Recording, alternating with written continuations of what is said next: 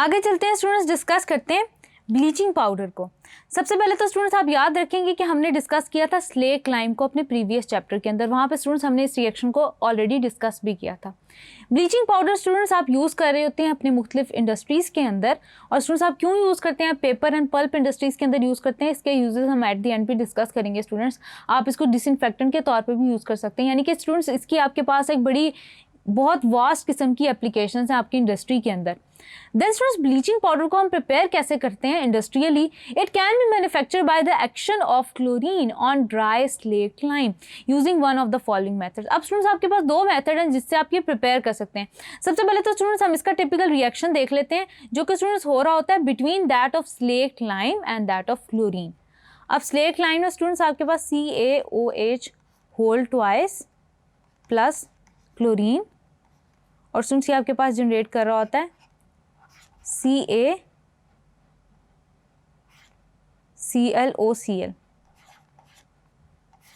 CaClOCl ये students आपके पास ये जनरेट कर रहा होता है, प्लस स्टूडेंट्स आपके पास बन जाता है वाटर।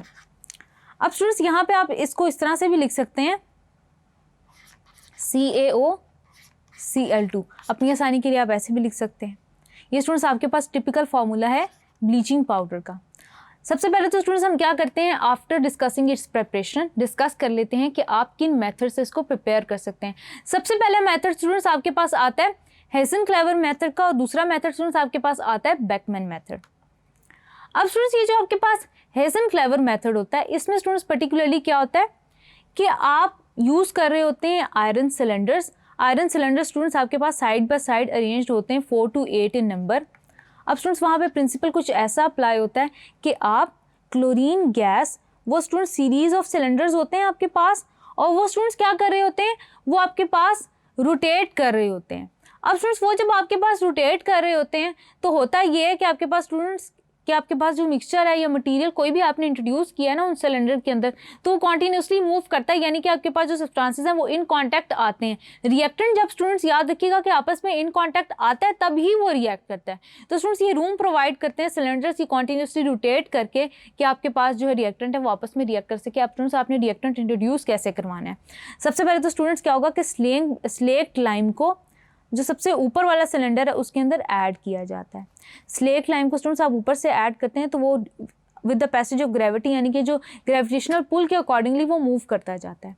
अब स्टूडेंट्स जो क्लोरीन है वो गैस है, उसकी डेंसिटी कम है, आप उसको नीचे से इंट्रोड्यूस कराते हैं फ्रॉम डाउनवर्ड। अब स्टूडेंट्स जब डाउनवर्ड आप इंट्रोड्यूस करवाते हैं तो आपके पास क्या है कि एक रिएक्टेंट आपके पास फ्रॉम टॉप टू बॉटम आ रहा है और एक आपके पास फ्रॉम बॉटम टू टॉप आ रहा है जो कि गैसियस फॉर्म में है। तो स्टूडेंट्स आपके पास क्या होता है कि आपके पास दोनों जो रिएक्टेंट्स आपस में रिएक्ट करते हैं, और स्टूडेंट्स आपके पास क्या होता है कि ब्लीचिंग पाउडर जो है वो एट द बॉटम आपके पास टैंक के जनरेट हो रहा होता है। ये तो स्टूडेंट्स आपके पास थोड़ा सा ओल्ड मेथड हो गया।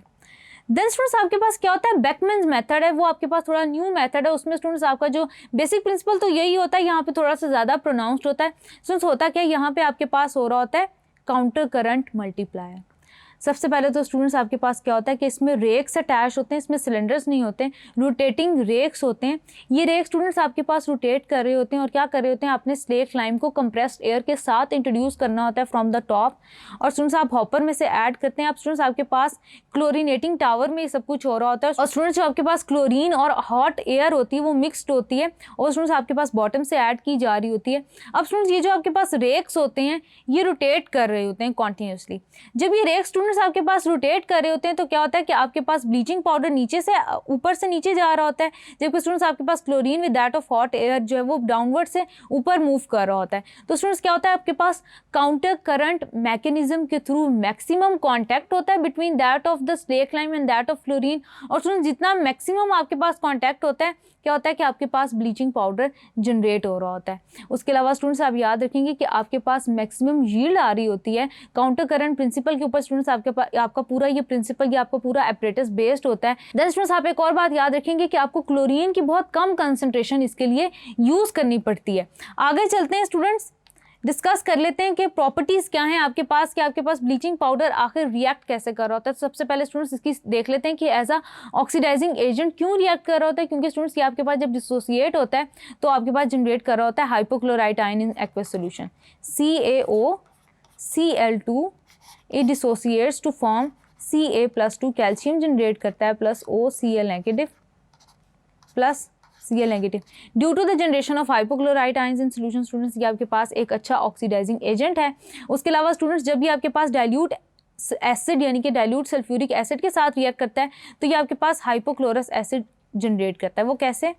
रिएक्शन में स्टूडेंट्स आप देख लेते हैं CaOCl2 प्लस H2SO4 डाइल्यूट। तो स्टूडेंट्स इस केस में क्या होता है कि आपके पास ये कन्वर्ट हो जाता है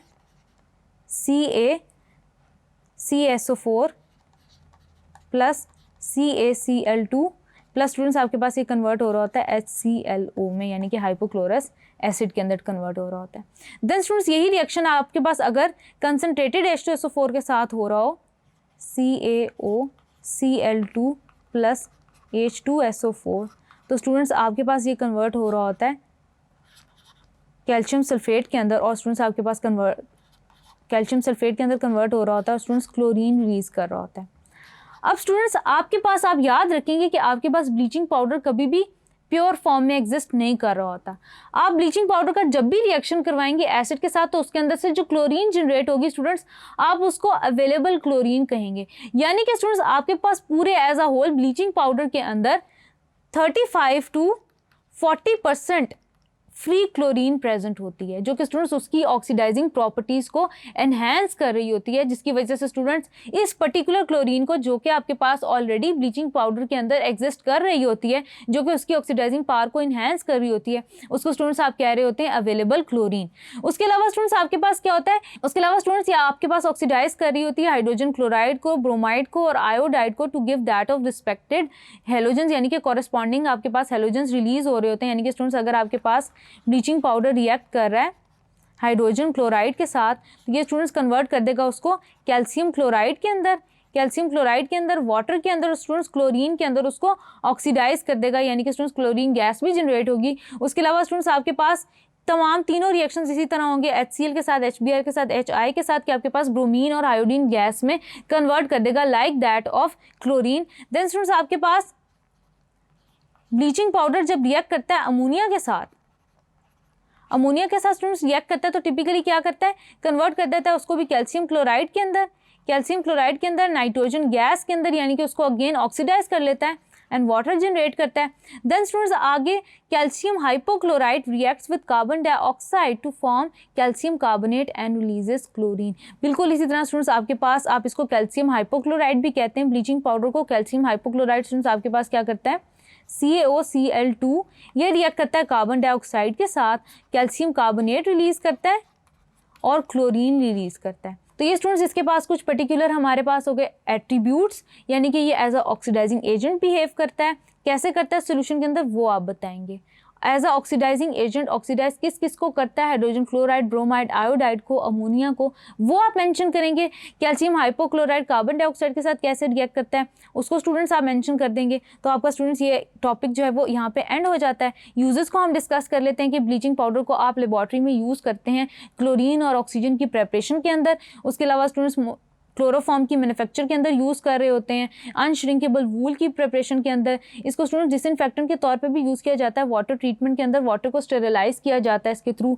उसके अलावा स्टूडेंट्स आपको ये मुख्तलिफ आपके पास इंडस्ट्रीज़ में नज़र आते हैं, जैसे कि स्टूडेंट्स आपके पास हो गया कि ये कॉटन को, लिनन को, पेपर पल्प के अंदर भी ब्लीचिंग एक्शन के लिए इसको यूज़ किया जाता है, जिसको स्टूडेंट्स आप फर्दर आगे पेपर इंडस्ट्री के अंदर यूज़ भी करेंगे या मैन्युफैक्चर ऑफ पेपर के अंदर आप इसको डिस्कस भी करेंगे कि स्टूडेंट्स आप ब्लीचिंग पाउडर को किस हद तक यूज़ कर सकते हैं। आगे चलते हैं स्टूडेंट्स, डिस्कस करते हैं कि आपके पास हेलोजेंस के क्या यूजेस एग्जिस्ट कर रहे हैं आपके पास इंडस्ट्री के अंदर। Thank you.